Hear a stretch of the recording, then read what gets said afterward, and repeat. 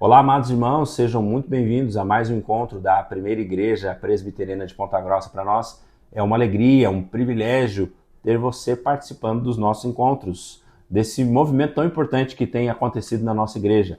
E certamente é só o começo daquilo que Deus quer fazer através desse ministério em nossa igreja. Bom, temos estudado o livro Mundo Plural, escrito pelo pastor Timothy Keller, em conjunto com outros autores cristãos. Na verdade, pessoas que não são necessariamente teólogos, mas pessoas cristãs que ocupam diversas posições na sociedade.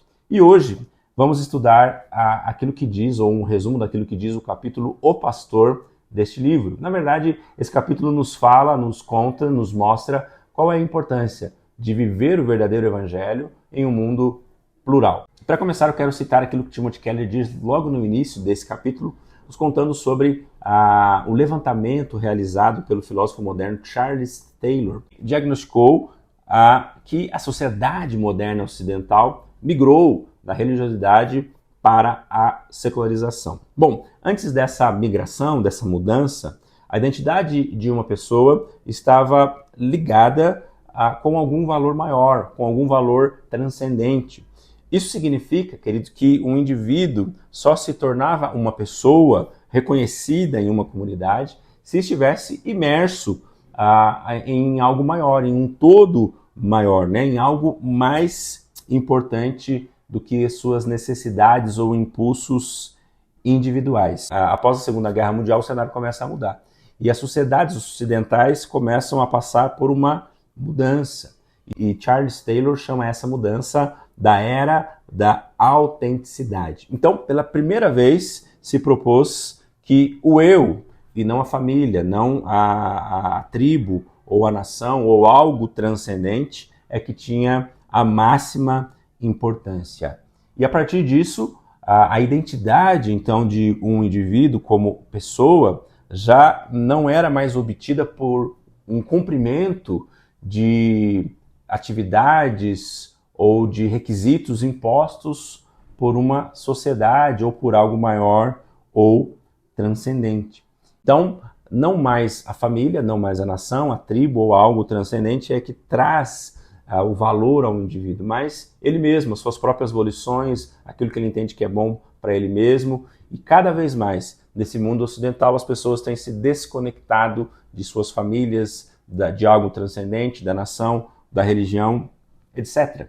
Então, a partir dessa visão, o eu verdadeiro, né, a partir dessa visão aí da era da autenticidade, o eu autêntico se dá através de um processo completamente individualista. E esta é uma marca dos tempos que nós vivemos. Nós vivemos no mundo pós-moderno, onde a individualidade é cada vez mais valorizada em detrimento da família, em detrimento da tribo, da nação, de algo transcendente, da religião. E nesse mundo plural, individualista, nós vivemos entre duas realidades opostas e com uma realidade que tenta se encaixar nas duas, né? Então nós temos de um lado a secularização e do outro lado nós temos a religiosidade e no meio do caminho nós temos aí uma proposta trazida pelo protestantismo histórico infectado pelo liberalismo teológico, né, que é então conhecido como o liberalismo teológico. Bom, vamos entender, né, qual a diferença entre essas três visões e como o evangelho se aplica a isso. E para nós seguirmos aqui no nosso estudo, eu gostaria de propor para você uma leitura bíblica em conjunto ao nosso estudo. Então, eu quero agora que você, aí no grupo, pause o vídeo por um instante para ler Romanos capítulo 1, do versículo 18 ao 27. E eu quero que, depois da leitura, enquanto o estudo voltar, você tente encontrar as conexões entre esse texto de Romanos 1 e o que nós vamos falar, tá bom? Então pause por um minuto e leia lá, Romanos 1, do versículo 18 ao 27. Vamos entender então as diferenças entre essas três visões que eu disse que vivemos nesse mundo plural. Então a primeira delas é o secularismo. Bom, queridos, o secularismo nada mais é do que uma visão onde os valores não estão alicerçados em algo maior, como a família, a comunidade e a religião. O foco do secularismo é, de fato, o indivíduo. E a base do pensamento secular é muito simples. não existe um Deus. Não há um Deus, não há o transcendente. E se não há o transcendente, toda essa lógica proposta pelas visões religiosas, ela não precisa ser vivida e ela deve, na verdade, até ser questionada. Então, neste contexto, o indivíduo, né, a identidade de uma pessoa não sente atração por poderes superiores, por poderes históricos ou por qualquer tipo de autoridade transcendente, né? Então, nesse contexto, o indivíduo prevalece sobre a família. O indivíduo é mais importante que a família. E o pensamento secular tem moldado, queridos, sim, o pensamento pós-moderno, né? Especialmente em grandes centros urbanos, em grandes cidades ao redor do mundo e em centros acadêmicos. Timothy Keller, sobre isso, diz o seguinte: numa cultura extremamente individualista, vemos o declínio do casamento, casais que evitam ter filhos, o colapso da política, uma incivilidade crescente e a incapacidade de perdoar e demonstrar respeito aos oponentes. Bom, esse é um pouco do pensamento secular, resumidamente. Bom, agora vamos avançar e vamos falar um pouquinho sobre a religiosidade. Mas antes de nós falarmos sobre religiosidade, agora eu quero convidá-lo para ler aí no grupo o texto de Romanos, capítulo 2, do versículo 1 a 16. Então pause o vídeo, faça a leitura aí. Muito bem, vamos continuar então, queridos. A religiosidade. Então, o que é a religiosidade? Bom, a religiosidade se coloca como a guardiã dos bons costumes, da moral e da ética e da fé. Mas, contudo, queridos, a religiosidade é muito mais um cristianismo, uma espécie de um cristianismo cultural e não um cristianismo em essencial. É, na verdade, uma prática religiosa muito mais ligada ao costume e a uma tradição do que a essência do evangelho em si. Então, quando nós vivemos inseridos numa comunidade apenas religiosa, essas comunidades tendem, né, ao legalismo e ao sectarismo. Nessas comunidades, as pessoas querem praticar boas obras, não porque entenderam a essência do evangelho, não porque entenderam o que o evangelho é, mas porque querem ser aceitas por aquele contexto e por Deus. E isso gera, então, um legalismo, gera um peso. E essas comunidades são extremamente sectaristas, são isoladas. Dentro desse contexto, pensam que aqueles que têm ideias e práticas diferentes não são bem-vindos e devem ser excluídos e evitados. Timothy Keller, citando uma comunidade assim, no capítulo O Pastor, diz o seguinte: todos achavam que suas posições eram óbvias e que as pessoas inteligentes acreditavam nas mesmas coisas e não podiam sequer conceber que alguém pensasse diferente. Muito bem, agora nós vamos avançar para entender qual é a visão, então, do liberalismo teológico. E agora, mais uma vez, quero convidar você para ler o texto bíblico, Romanos capítulo 1, do verso 28 ao 32. Tá bom? Leia aí o texto e nós já voltamos para falar sobre o liberalismo teológico. Maravilha, vamos continuar, queridos. Então, o que é o liberalismo teológico? Bom, o liberalismo teológico foi uma tentativa de unir a prática secular e racional com a fé cristã.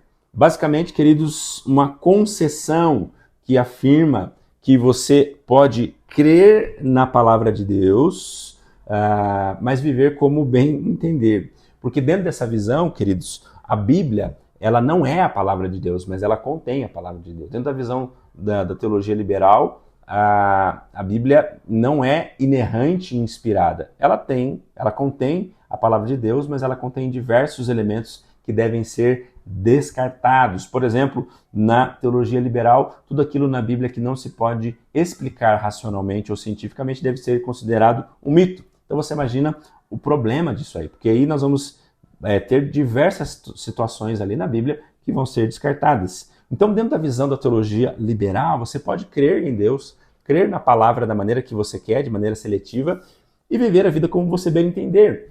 Então, dentro desse contexto, né, se você frequentasse uma igreja adepta à teologia liberal, seria perfeitamente aceitável você, por exemplo, ir a um prostíbulo numa sexta-feira à noite, mas no domingo pela manhã estar na igreja, cantando hinos de louvor a Deus. Então, essa visão é uma visão que relativiza princípios bíblicos que não são relativizáveis, né? Digamos assim, e isso abre precedentes, queridos, para a imoralidade e a libertinagem. Mas, pois bem, e o Evangelho?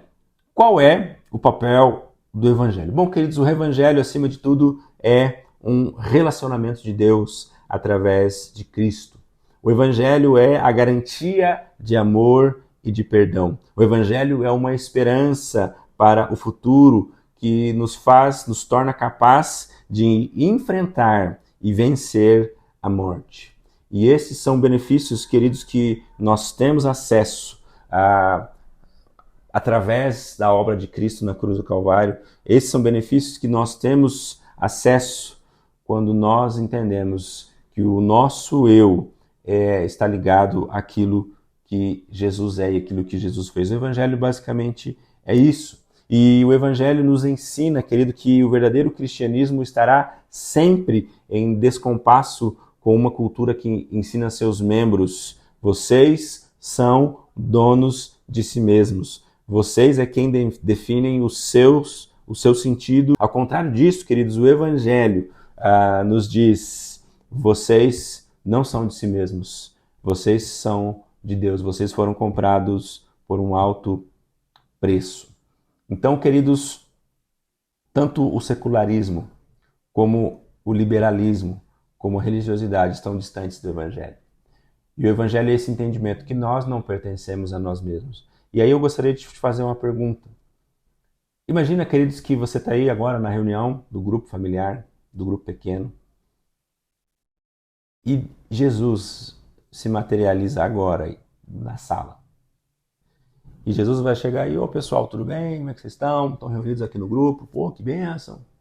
E aí, galera, né? Ó, minha mão tá furadinha. Então, pessoal, eu vim aqui para dizer uma coisa para vocês.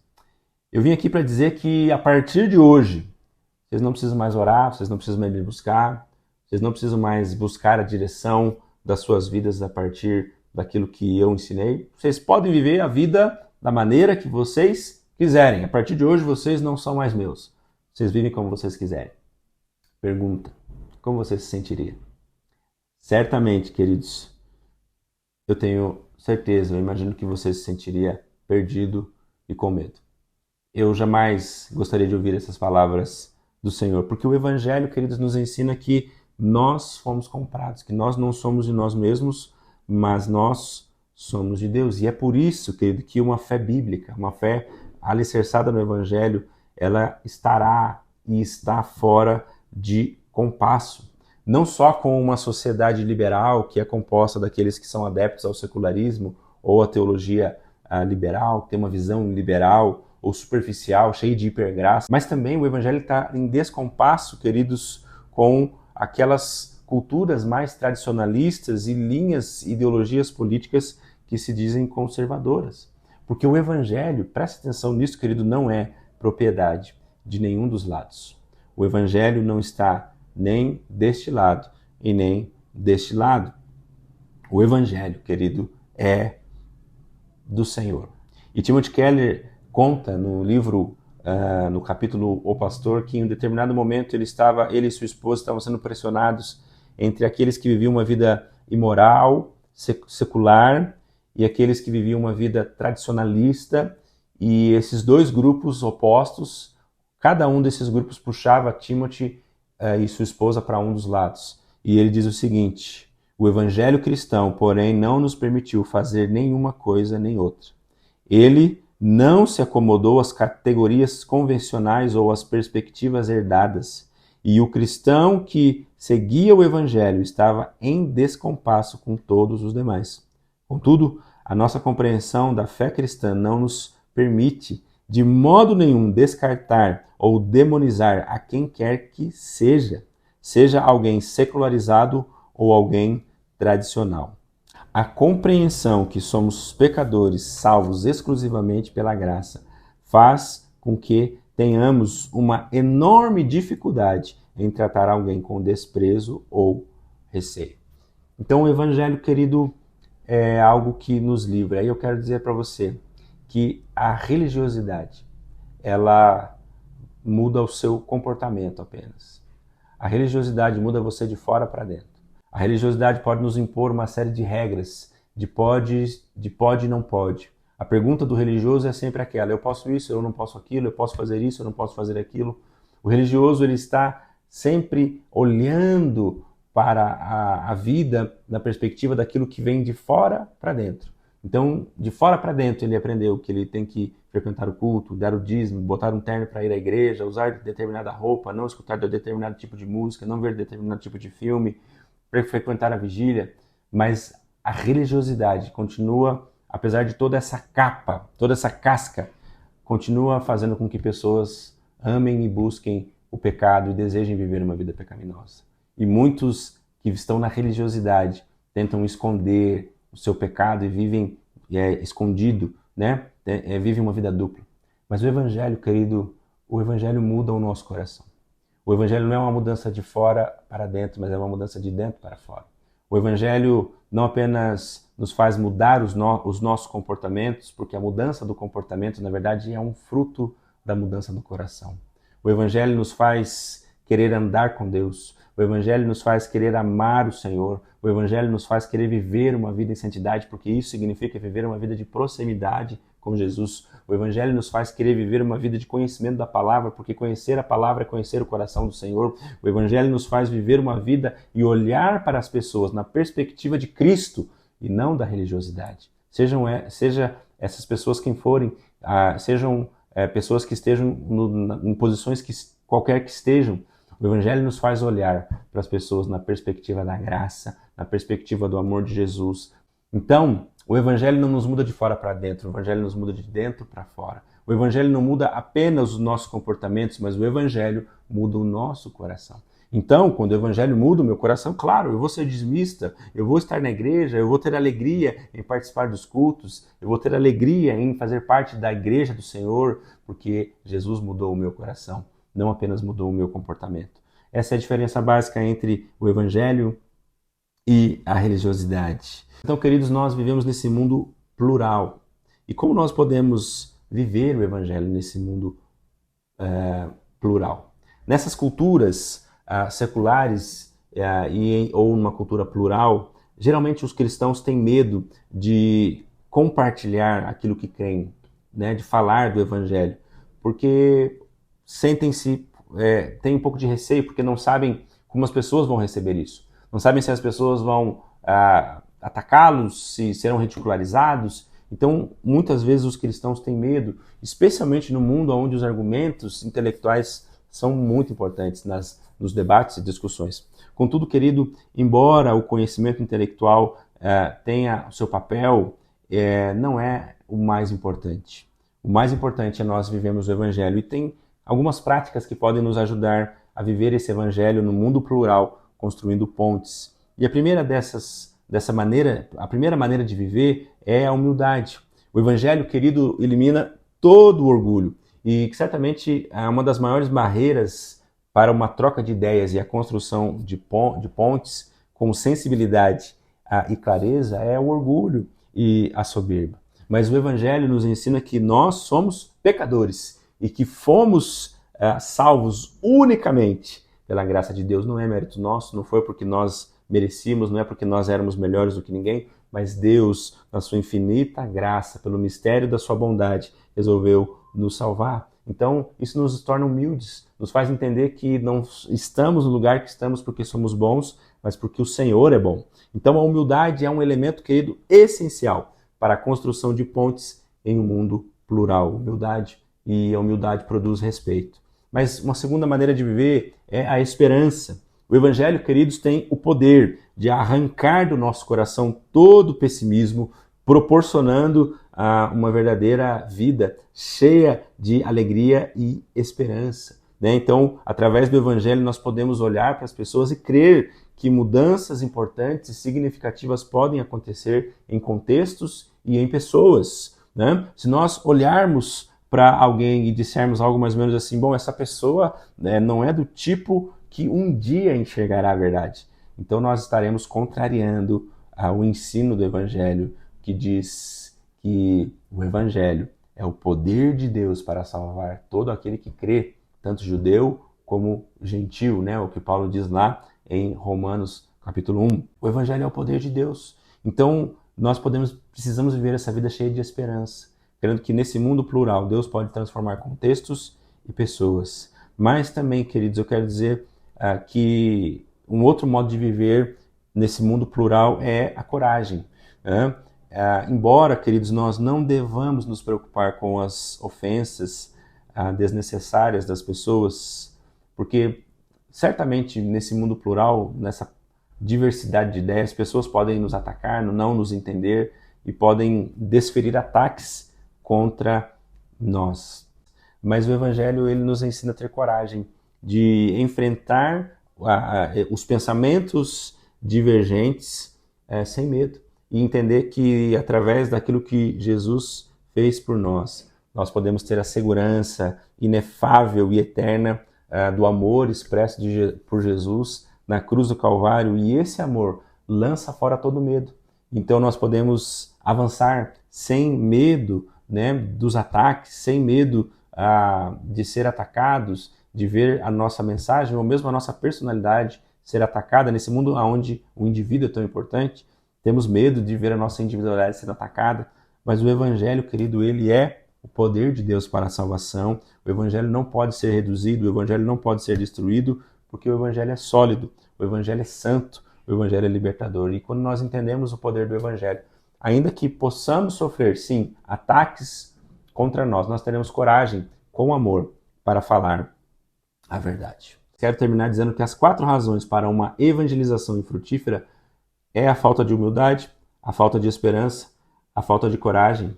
E a falta dessas 3 coisas significa, em última instância, a falta do amor. O Evangelho nos proporciona todas essas coisas quando nós cremos nele, cremos no Evangelho. O Evangelho nos proporciona todas essas coisas quando nós o compreendemos. O Evangelho nos proporciona todas essas coisas quando nós cremos que o Evangelho de Deus é a verdade. Eu quero dizer para você, querido, que nós como cristãos certamente precisamos de instrução bíblica, teológica, se possível, de um bom treinamento na palavra. Então, importante você estar num grupo pequeno, aprendendo, estar na escola dominical, aprendendo, buscar dentro da sua casa, ler a Bíblia, ler bons livros. Tudo isso é muito importante. Mas, se nós não tivermos a humildade, se nós não tivermos esperança, se nós não tivermos coragem e amor florescendo em nosso coração, certamente nós seremos infrutíferos. Então, nesse mundo onde há tantas visões, nós precisamos viver assim, baseados no Evangelho. E finalmente quero terminar dizendo, lembrando das palavras de Jesus lá em Mateus, capítulo 5, versículo 13. Vós sois o sal da terra. Queridos, o sal só pode salgar aquilo que ele é diferente em essência. O sal não pode fazer diferença naquilo que é sal, naquilo que é como ele, que é aquilo que tem a mesma essência que ele. O Evangelho é diferente em essência de todas as coisas. O Evangelho muda tudo, como diz Tim Keller. O Evangelho não é uma filosofia, o Evangelho não é uma ideologia, o Evangelho não é uma história, o Evangelho não é um conto, o Evangelho não é uma ideologia política. O Evangelho é uma notícia. A palavra Evangelho vem do grego Evangelion, que significa uma boa notícia. Quando um comandante de um exército na antiguidade vencia uma batalha importante, ele voltava para casa contando um evangelho, cantando uma grande notícia. Vencemos a batalha. E o Evangelho é essa grande notícia, que Jesus veio, morreu por nós, ressuscitou, nos livrou da condenação eterna e nos proporciona um novo modo de viver. O Evangelho, querido, verdadeiro, ele não muda comportamentos, ele muda corações. E corações transformados mudam comportamentos. E corações transformados mudam contextos, constroem pontes, são tolerantes, amorosos, corajosos para viver nesse mundo plural, construindo pontes, respeitando o diferente, mas ao mesmo tempo proclamando a maior notícia que o mundo já conheceu. Deus abençoe e agora você terá um tempo de reflexão em grupo aí com o seu facilitador. Um grande abraço, até a próxima.